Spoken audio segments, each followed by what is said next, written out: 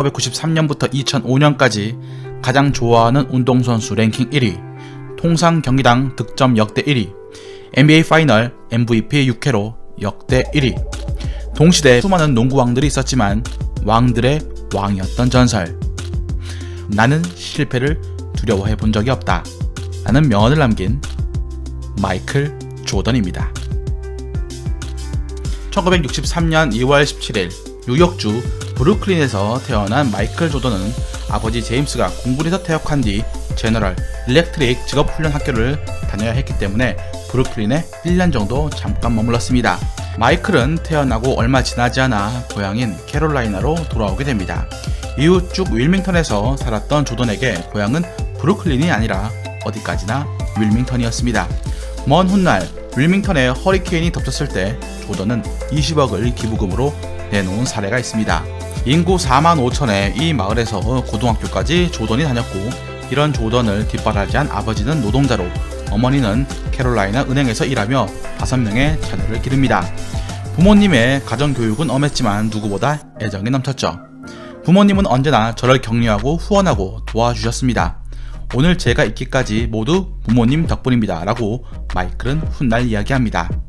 어린 시절부터 프로 스포츠 선수가 되는 것이 꿈이었던 조던은 가장 자신 있던 것은 야구였습니다. 리틀 리그에서 피처, 외야수를 냈었고 12살 때는 주 대회에서 우승하며 MVP로 선발되었습니다. NBA를 TV로 보지 못했고 대학 농구나 친숙한 야구를 보면서 자랐죠. 조던이 농구를 시작할 때는 9살 때로 동네 리그에 참가했던 때였습니다. 가장 즐겨한 스포츠는 야구였지만 몸을 격렬히 움직이는 걸 좋아하던 마이클은 농구도 잘했습니다. 본격적으로 농구 교실에 등록한 것은 12살 때 어머니의 권유로 시작이 되었습니다. 사실 야구 리그가 끝나고 난 뒤 조던이 밖에서 행여 말썽을 피울까봐 걱정되어 농구공을 쥐어준 것이었습니다. 가장 큰 라이벌은 1살 위인 레리였는데 형제끼리 자주 1대1 시합을 했습니다. 당시엔 몸집이 레리 쪽이 더 유리해서 마이클은 이기지 못했습니다. 지기 싫어하는 마이클은 지는 것이 무서워 더욱 열심히 연습을 했고, 이를 지켜본 아버지 제임스는 뒷마당에 손수 농구 골대를 만들어 주었습니다. 처음엔 한 개뿐이었지만 곧 하나를 더 만들어 NBA와 같은 크기 풀사이즈 코트가 되었습니다. 아이들이 모여서 게임을 하기도 했지만 아이들이 돌아간 뒤에도 레리와 마이클은 늦게까지 게임을 계속했습니다. 마이클의 형제 자매가 알바를 하고 있을 때도 마이클은 일하기를 싫어했지만 스포츠라면 몇 시간이고 실증을 내지 않고 연습을 했습니다. 아버지 제임스는 저놈은 차라리 운동선수가 되는 게 다행이다 라고 놀리기도 했죠. 이런 조던을 위해서 아버지는 적극적으로 지원을 했고, 마이클은 아버지의 혓바닥을 내미는 것까지 물려받게 됩니다. 이는 이후 조던의 전설적인 스토리에서 빼놓을 수 없는 옵션이 됩니다. 1978년 레이니 고교에 입학한 조던은 서슴지 않게 같은 팀 친구 리로이 스미스와 함께 고교 1군팀 선발 테스트를 받았습니다. 고교 1학년은 테스트 자격을 받을 수가 없었지만 이 둘은 지원을 합니다. 마이클은 테스트에서 잘했지만 너무 어린 마이클을 뽑는 것을 주저했고 친구인 리로이를 뽑습니다. 당시 리로이가 2m 1cm, 마이클은 178cm에 지나지 않아 코치는 신장이 더 큰 리로이를 뽑습니다. 이미 팀 내 후보엔 가드가 8명이나 존재했기 때문이죠. 이때 마이클은 매우 분했지만 작은 신장으로 포인트 가드를 플레이해 가드로 필요한 볼 핸들링을 몸에 익힐 수가 있게 됩니다. 농구 인생 최초의 좌절이 맹렬한 야망을 갖게 한 계기가 되었습니다. 결국 1년을 더 기다려 선발이 된 그는 키가 191cm까지 커지고 실력이 늡니다. 고교 감독 허링은 등번호 23번과 33번을 조던에게 제시합니다. 23번을 골랐는데 그는 프로까지 쭉 붙이게 되었죠. 형 레리가 45번을 달았는데 형 레리의 절반이라도 따라가고 싶은 마음에 23번을 가장 마음에 들어 했습니다. 형 또한 고교 1군에 뽑혔고 이 두 사람은 레이니 고교를 19승 4패 성적으로 이끕니다. 조던 가족 중 190cm 이상 키를 가진 것은 마이클 뿐이었습니다. 레리와 아버지 모두 180cm 이하였죠. 레리의 키는 175cm에 불과했지만 엄청난 탄력으로 덩크슛을 곧잘 꽂아 넣었습니다. 레리는 농구선수의 꿈을 펼치진 못했지만 31년간 미군에서 일생을 보내게 됩니다. 대학을 갈 시기가 된 조던은 고교 때 풋볼팀과 야구팀 활동을 접고 농구에 전념하기 시작합니다. 조던의 유명세가 널리 알려진 것은 고교 3학년 때 일이었습니다. 라이벌 뉴 하노버전에서 혼자 마지막 15점을 몰아치면서 승리를 이끕니다. 이 경기를 지켜본 노스캐롤라이나 출신 사람이 대학 코치에 연락을 합니다. 당시 조던은 분명 좋은 선수였지 기가 막힌 선수까지는 아니었습니다. 레이니 고교가 농구 명가도 아니었을 뿐더러 당시 성적도 보통이었습니다.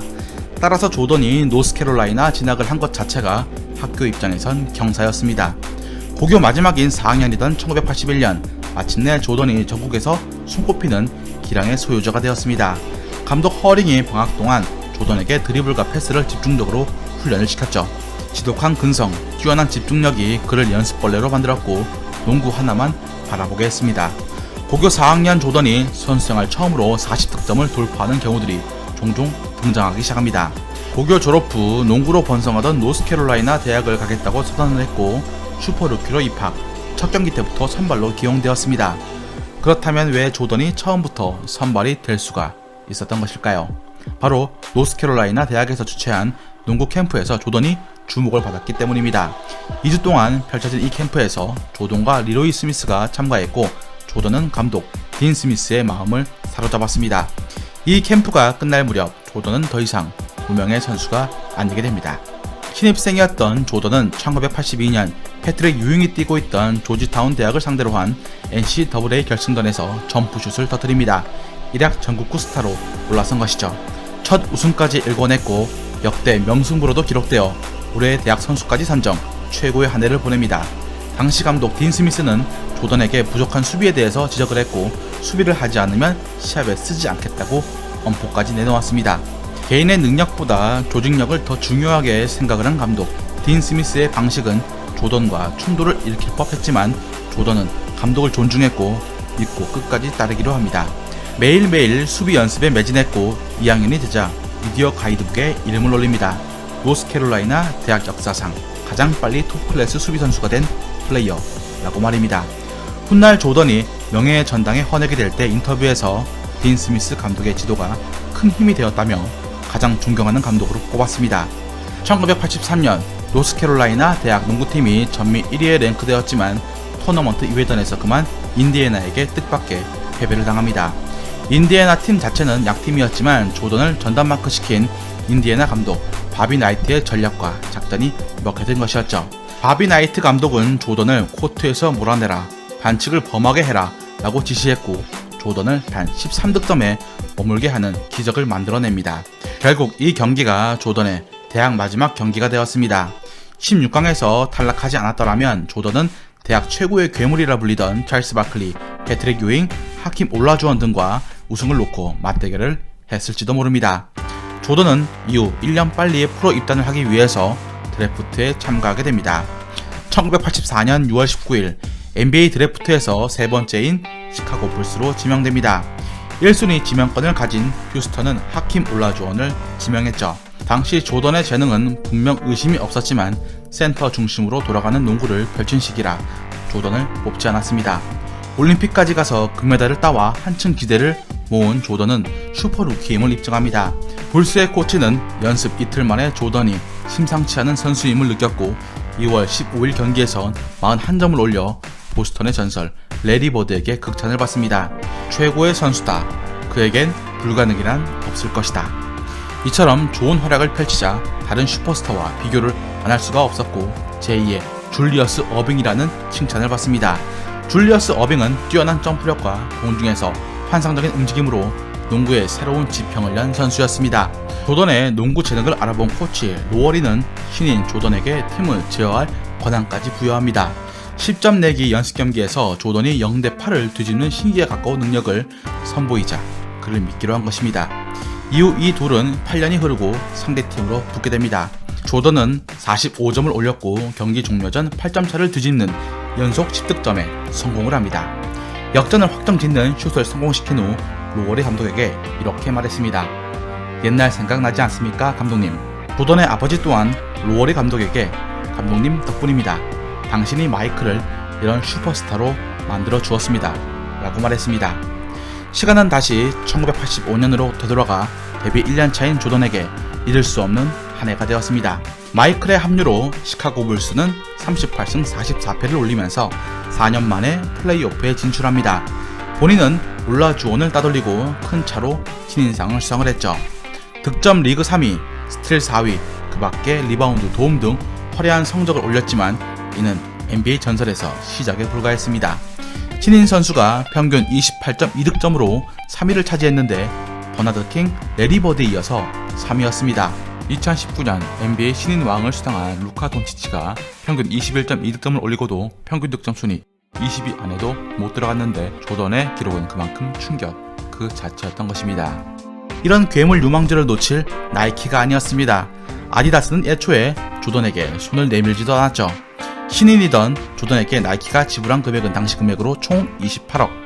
신인 선수에게 이처럼 많은 금액을 안겨준 사례가 없었지만 나이키는 믿었고 조던에게 전용 신발 에어 조던 1을 선물합니다.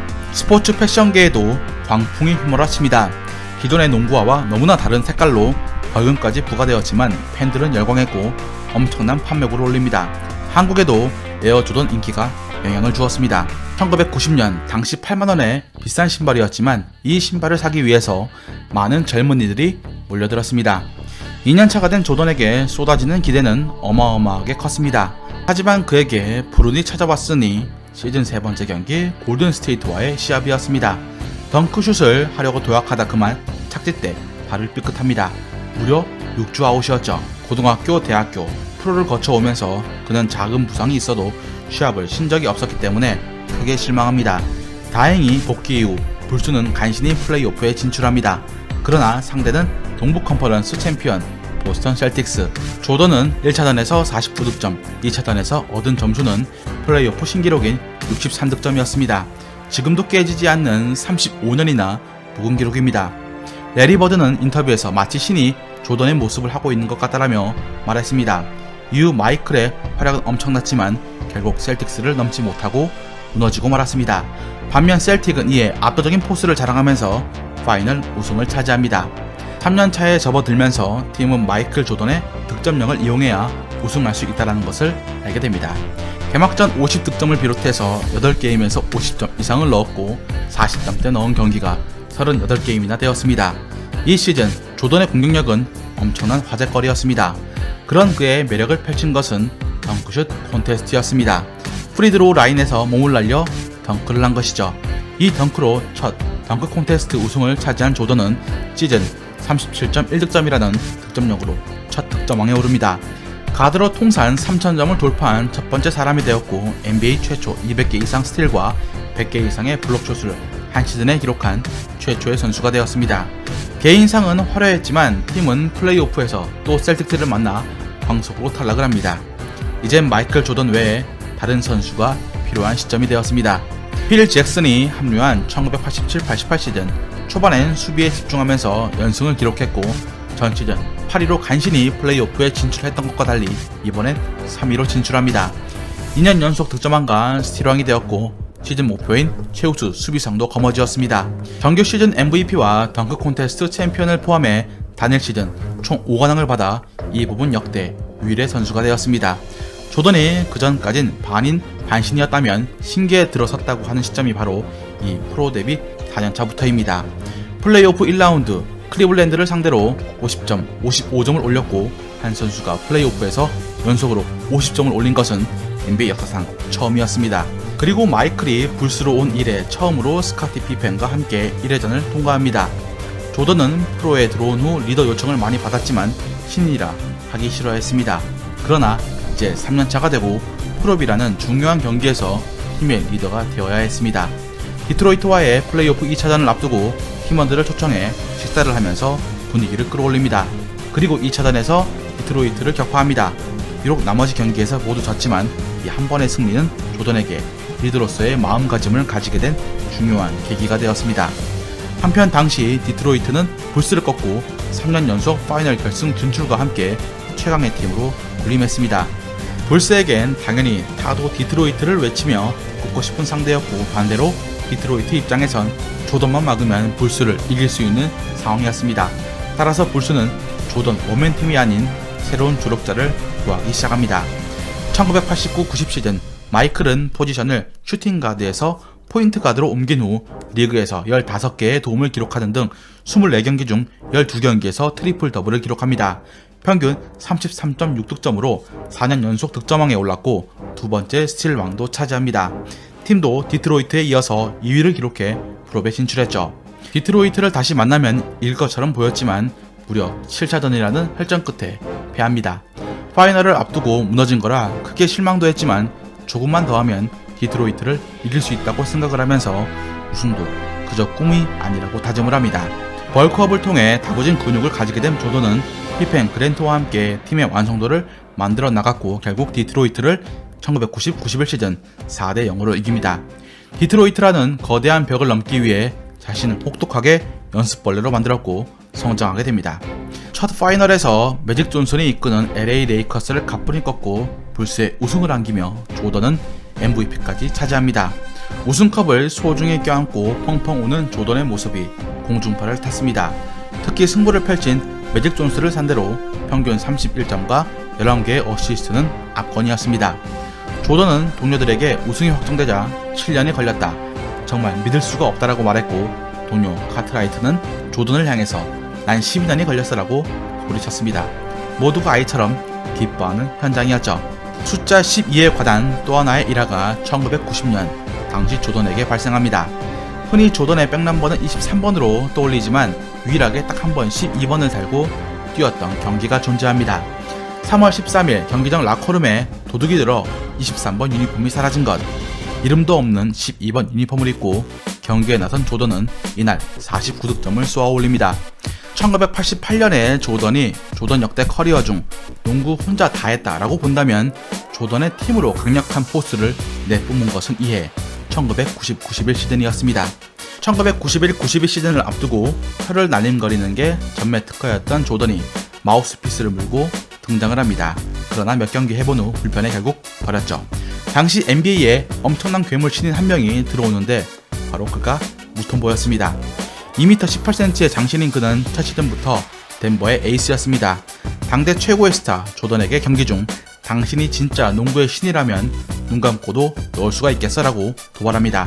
조던은 눈을 감은 후 자유투를 던져 넣었고 무톤보에게 이런 말을 던집니다. Welcome to NBA. 67승 15패로 시즌을 마감했는데 이는 구단 역사상 최고의 성적이었습니다. 꿈의 70승에 단 3승이 모자랐습니다. 플레이오프 1차전 마이애미 히트를 상대로 4대0 승리를 거뒀고 2년 연속 챔피언은 쉽게 올라가나 싶었습니다. 그런데 다음 상대는 디트로이트를 꺾고 올라온 뉴욕 닉스였습니다. 예상대로 강팀다운 면모를 보이면서 1차전 불스가 졌습니다.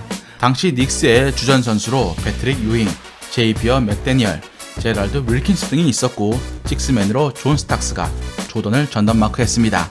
1992년 동부 준결승 시리즈 불스와 닉스의 대결은 살얼음판을 걷는 듯 긴장감을 유발했습니다. 7차전까지 가는 명승부가 펼쳐졌고 조던은 1쿼터에만 18점을 몰아넣으면서 아버지가 경기 초반 크게 앞서 나가면 좋겠다 라는 말을 실현시킵니다. 그렇게 닉스를 간신히 꺾고 파이널 결승으로 향한 불스를 기다린 것은 매직 존슨 은퇴 이후 강호로 올라선 포틀랜드였습니다. 닉스보다야 쉽겠지라는 생각은 오산이 되었고 승부는 2승 2패로 팽팽함을 달립니다. 챔피언의 향방을 가를 수 있는 중요한 5차전에서 불스가 승리를 가져가자 6차전도 쉽게 이겼습니다. 조던은 2년 연속 파이널 MVP에 선정되었고 우승 반지를 2개로 늘려나갔습니다.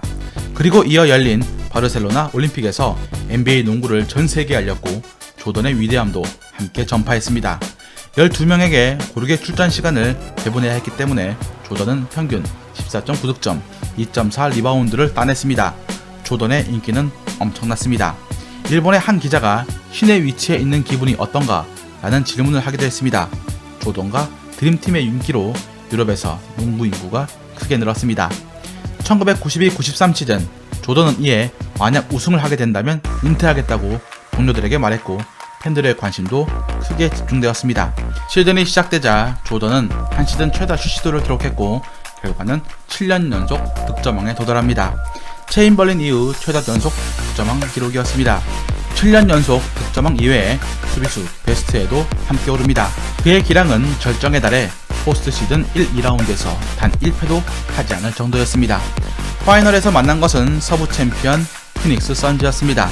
당시 선즈는 찰스 바클리를 영입해서 서부 최강팀으로 올라선 팀이었습니다. 바클리는 시즌 MVP에 선정될 정도였고 팀 성적도 불스보다 앞선 62승 20패로 극강이었습니다. 이 두 팀의 승부는 박빙이었고 6차전 마지막 4쿼터 경기 종료 14초 전까지도 박빙이었습니다. 선즈는 14초를 남기고 98대 96으로 앞서가고 있었죠. 그런데 외곽에서 던진 존 팩슨의 슛이 림 안으로 빨려 들어갔고 99대 98로 경기가 뒤집어집니다. 남은 시간은 4초, 뒤집을 수 있는 시간은 충분했지만 선즈의 마지막 슛은 블럭에 막혔고 그대로 경기가 종료되었습니다. 불스 선수들은 3년 연속 우승에 얼싸안고 자축했고 조던은 경기 직후 인터뷰에서 팩슨이 공을 잡았을 때 경기가 끝났음을 직감했다라고 말했습니다. 3년 연속 우승은 아이지아 토마스, 매직 존슨, 레리 버드도 이루지 못한 위대한 업적이었습니다. 생애 세 번째 우승 반지를 받고 얼마 뒤 조던의 아버지 제임스가 2명의 10대 강도에 의해 살해당했다는 비보를 받게 됩니다.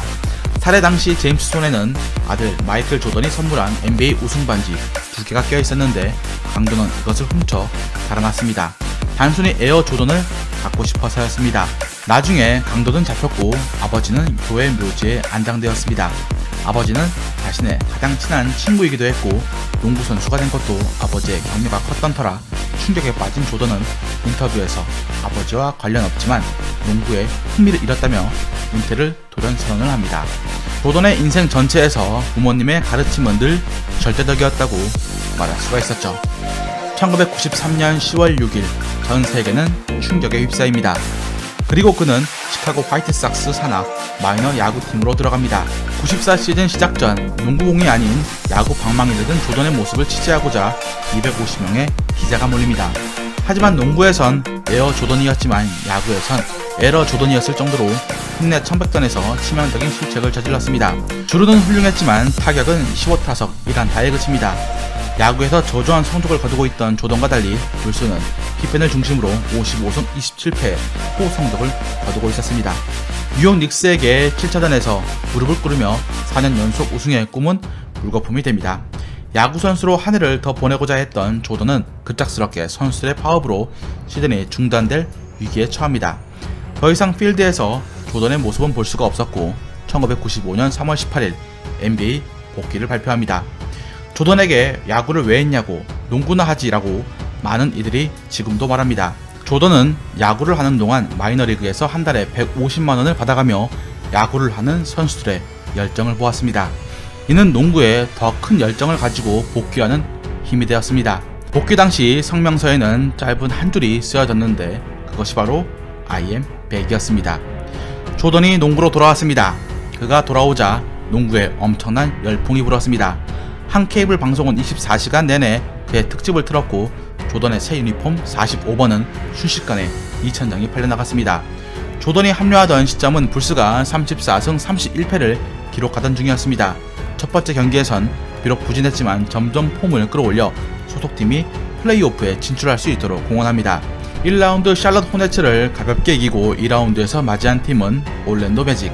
당시 떠오르는 팀 올랜도는 슈퍼스타로 성장한 샤킬 오닐 그리고 하드웨이가 있었죠. 게다가 전 동료였던 그랜트도 있었습니다.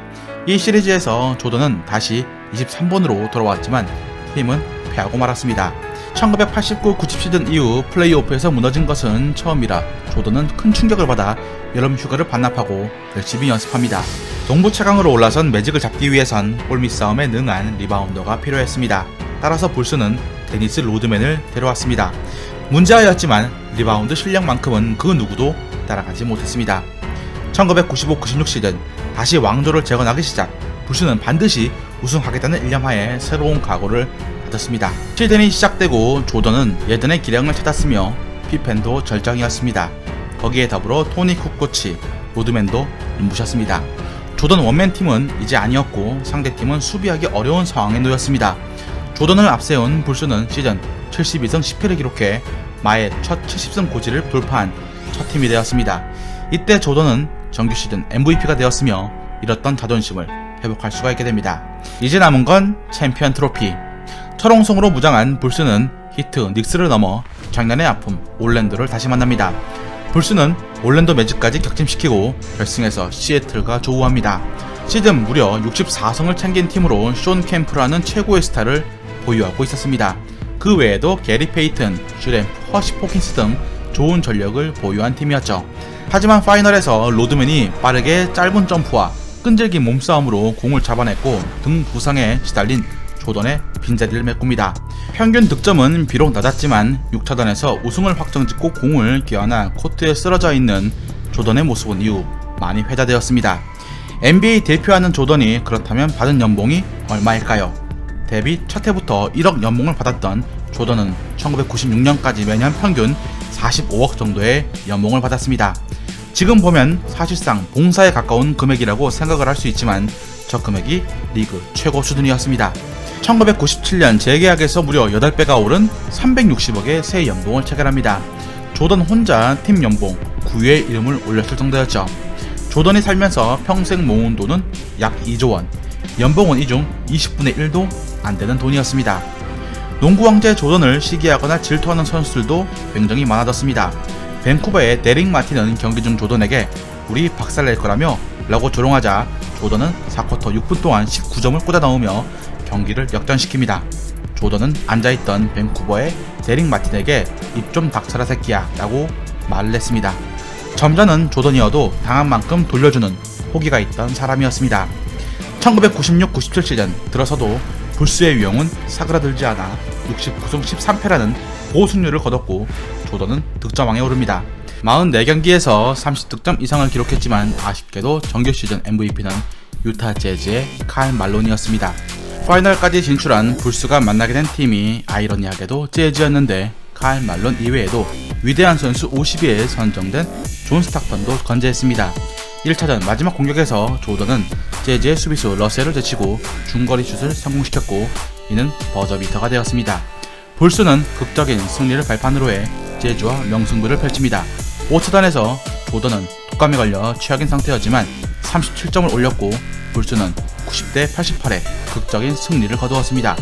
연이어 6차전까지 승리하면서 통산 5회 우승의 위협을 달성합니다. 이전의 5회 우승은 LA 레이커스와 보스턴이 유리했습니다.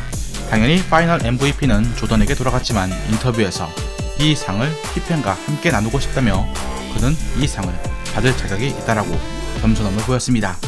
1997-98 시즌 불스는 필 잭슨 감독과 연봉 협상이 어려워졌고 피펜은 2개월 이상 경기에 나올 수가 없었습니다. 조던 또한 35세의 노장이라 시즌 초반 꽤나 고전하게 됩니다. 조던은 평균 28점을 넣었지만 많은 난사 끝에 나은 결과였고 혼자 풀어나가다 보니 경기는 답답했습니다. 조던은 압박감의 인터뷰도 거절했고 로드맨 또한 코트 안팎으로 각종 문제를 일으켰습니다. 조던은 조금씩 폼을 끌어올려 올스타 MVP를 받는 등 좋은 모습을 보였고 정경기에 출장 62승 20패를 마칩니다. 플레이오프로 간 불스는 1, 2라운드 모두 승리를 잡아냈고 동부 결승에서 레리 버드 감독의 인디애나와 맞붙습니다. 1차전에서 피펜의 엄청난 수비로 상대의 실책을 유발했고 조던도 36득점으로 화답을 합니다. 2차전 41점을 폭발시킨 조던을 앞세워 승리합니다. 당시 최고의 슈터 중 하나인 레지 밀러는 4차전에서 경기 종료 2.9초를 남기고 역전 3점 슛을 터뜨립니다. 반격에 나선 조던 또한 회심의 역전 슛을 날렸지만 공은 골대를 외면했습니다. 진정한 승부사끼리의 배짱 대결은 전세계 농구 팬들을 흥분의 도가니로 몰아넣었습니다. 이후 엎치락 뒤치락하며 3승 3패가 되었고 마지막 7차전을 맞이합니다. 마지막 7차전은 종료 5분을 남기고 79대 79일 정도로 한치 앞을 모를 지경이었습니다. 조던은 경기 중 난사를 한다는 느낌을 줄 정도로 난조를 보였으나 28득점으로 팀 내 최다 득점을 기록합니다. 인디애나는 천재적인 슈팅가드를 보유한 레지 밀러가 22득점을 하며 분전했지만 4쿼터에서 그만 조던의 수비에 밀려 존재감이 사라지게 됩니다. 결국 승리한 불스는 파이널에 진출했고 다시 유타 재즈를 만나게 됩니다. 1차전에서 연장 끝에 패배해 우승 전선에 빨간불이 들어오나 싶었지만 2차전에서 조던이 37점, 피펜이 21점을 넣었습니다. 경기 후 경기를 즐기기로 했다. 그것이 바람직하다고 생각한다라고 말해 팀 분위기에 큰 영향을 주었습니다. 6차전은 조던의 환상적인 슛으로 유명한 경기인데 종료 5.2초를 남기고 러셀을 제치고 중거리 슛을 성공시켰고 불스는 87대 86으로 앞서 나가게 됩니다. 이 장면은 역대 최고의 명장면 하나로 꼽혔고 이어진 스타턴의 슛이 골반으로 그치면서 불스의 우승으로 마무리됩니다. 이날 조던은 45득점을 기록했고 파이널 MVP로 선정됩니다. 인터뷰에서 기나긴 여정을 지나왔다. 우린 해냈고 팬들과 그리고 신이 주신 능력으로 여기까지 왔다라고 덧붙였습니다. 첫 번째 3연속 우승을 할 때까지만 해도 조던의 평가는 매직 존슨, 레리 버드 아래라는 일부 팬들의 깎아내림이 있었고 디트로이트, 보스턴, LA 레이커스 타 팀들이 부상이나 노쇠화로 우승을 조던에게 넘겨준 거라고 비아냥거리는 팬들까지 있었죠. 하지만 두 번째 3연속 우승을 조던 본인이 슈퍼 활약으로 달성하자 일말의 의구심까지 모두 사라지게 됩니다. 많은 사람들이 3연속 우승을 두 번 한 것이 조던 최대 업적으로 보지만 농구를 전 세계에 널리 대중화시킨 것이 1998년 진정한 의미 있는 업적이었습니다. 1998년은 필 잭슨 감독이 불스와 함께한 마지막 시즌이었고 조던은 잭슨 감독이 없는 팀에서 뛰고 싶지 않다라고 말해 은퇴설에 무게가 실립니다. 1999년 1월 13일 조던은 조용히 은퇴하려고 했지만 그동안 성원해준 팬들과 언론에 공식적으로 알리는 게 중요하다고 생각해 정식 은퇴 기자회견을 가집니다. 하지만 팬들은 복귀한 전력이 있었기 때문에 다시 돌아올 것이라고 기대했습니다. 장고의 고심 끝에 2001년 9월 25일 복귀를 발표합니다. 짧은 성명서를 통해 워싱턴 위저즈로 돌아왔고 세계 농구 팬들은 기쁨을 감출 수가 없었습니다. 조던은 2001-2002 시즌의 연봉을 9.11 사태 희생자들을 위해서 쓰겠다고 발표합니다. 그리고 맞이한 시즌에서 22득점, 5.2 어시스트를 기록했지만 나일은 속일 수가 없었습니다. 60경기를 뛰었고 이후엔 무릎 문제로 더 이상 뛸 수가 없게 됩니다. 수술이 불가피할 정도로 무리차 빼내지 않으면 안 되는 상황이었습니다. 소속팀 워싱턴은 플레이오프 진출에 실패했고 조던은 다음 해를 마지막 시즌으로 생각을 합니다. 워싱턴은 조던의 인기에 힘입어 인기구단 2위에 랭크됩니다. 조던의 은퇴 시즌이었기 때문에 그가 찾았던 도시마다 모든 팬들은 기립박수를 보냈습니다. 특히 시카고에서는 무려 4분의 기립박수를 받았습니다. 2003년 5월 7일 마이클 조던은 위저드를 떠납니다. 그리고 그가 다시 코트로 돌아온 것은 선수가 아닌 구단주였습니다. 2006년 6월 샬럿 바켓츠 구단주로 돌아온 지 얼마 안 돼서 조던은 17년간 함께 살았던 아내와 이혼을 하게 됩니다. 위자료는 1846억이었습니다. 2009년 명예의 전당에 헌액이 되었고 현재 구단주 조던이자 신발사장 조던으로 살고 있습니다. 많은 명장면 외에도 수많은 어록을 남긴 마이클 조던. 위대한 선수로 평가받는 조던도 실패가 많았던 선수였습니다. 선수 생활 동안 9,000번이 넘는 슛을 실패했고 동료들이 믿었던 26번의 위닝샷도 넣지 못했습니다. 실패하고 또 실패했습니다. 하지만 도전과 실패에 대한 두려움이 없었기에 조던은 지금의 농구 황제가 될 수가 있었습니다. 장애물 때문에 반드시 멈출 필요는 없어요. 포기하지 마세요. 어떻게 오를지 뚫고 갈 수는 없는지 돌아갈 수는 없는지 생각해봐요. 조던의 이 말을 마지막으로 길었던 이야기를 마무리하고자 합니다. 즐겁게 보셨다면 구독과 좋아요 클릭을 부탁드립니다. 다음 이야기에선